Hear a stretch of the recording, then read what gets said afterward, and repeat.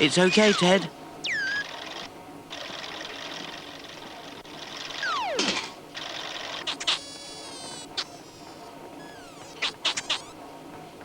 Nell is helping Flo stack the boxes and doesn't know that Tom is waiting. Tom wonders why the bird keeps hiding in the clock.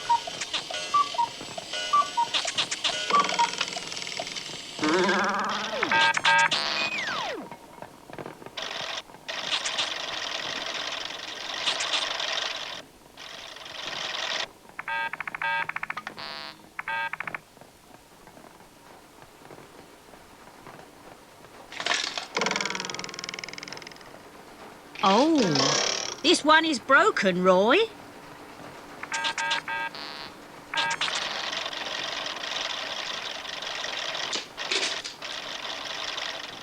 That's funny.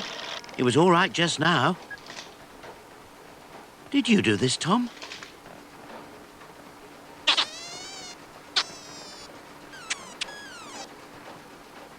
We've got a broken one here, Ted. Broken? Let me try it.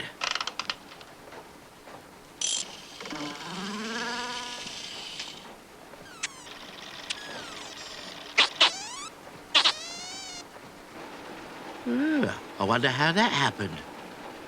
Put it to one side, Roy. Try the next one with the hands at 5 o'clock. 1, 2, 3, 4, 5. OK, Ted. Why do they call them hands? They look more like arms to me. I suppose because they point to the numbers.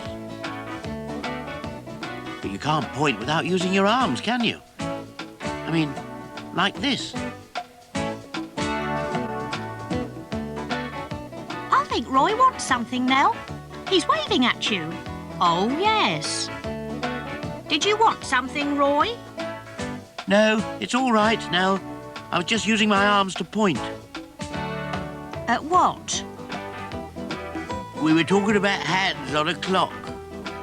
Yes, those things that point at the numbers, Nell. Why are they called hands and not arms? I don't know. Why are hands on a clock called hands, Flo? Because they've always been called hands. It would be daft to start calling them arms. Why? I mean, you point with your arms, don't you? Like this. Mrs. Tupp, the tea lady, thinks Roy is waving to her. All right, I'm coming. Everyone's in a hurry for their tea. Panjid also thinks that Roy is waving at him. Very well, I shall be along soon. Everybody wants their boxes collected at once. Oh, oops. I am very sorry, Mrs. Tupp. I was driving most carelessly. I hope I haven't spilled your tea. That was quite a bang you gave me, Panjid. I am sincerely sorry. I was hurrying, you see, because I thought Roy was waving at me. He was waving at me. That's why I was hurrying. There, you see?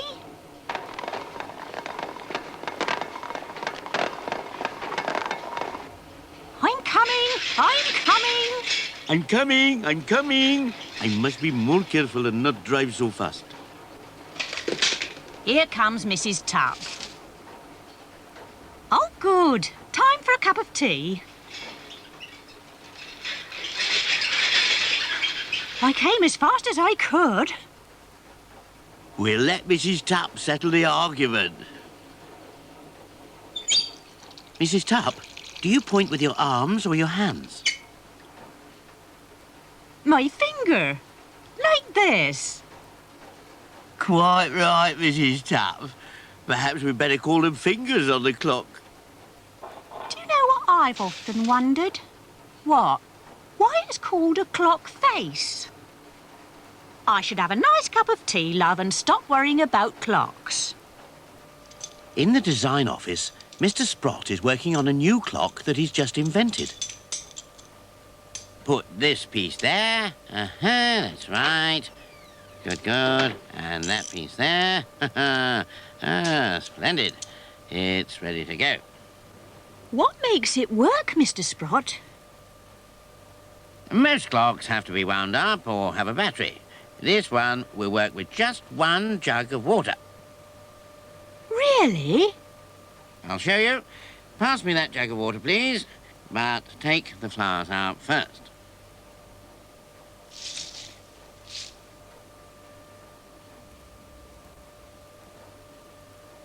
That's it.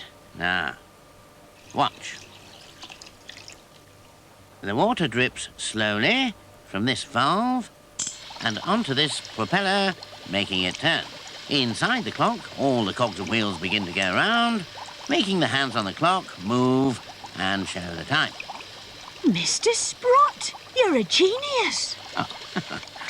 Well, it took a bit of working out. I must check it to see it keeps good time. It doesn't tick like an ordinary clock, but if you listen carefully, you can hear it going splat, splat, splat. It's very quiet. Yes, yes, this is a very restful sort of clock. As you quite rightly say, you can hardly hear it working. That's because it stopped. Oh dear, the water isn't dripping. The valve must be stuck. I'll soon fix that.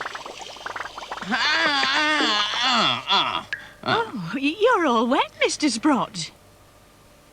Mm-hmm. Now my watch has stopped. Well, you'll just have to invent another sort of clock. Yes. It's time I got back to the drawing board. And time I got some fresh water for the flowers.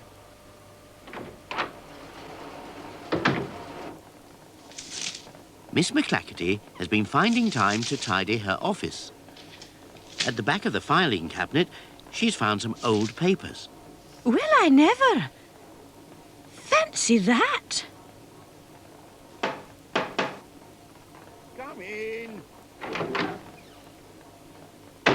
Mr. Wilmake, I found some old papers about Bertha. Really? Let me see. It says that Bertha first came to the factory 50 years ago.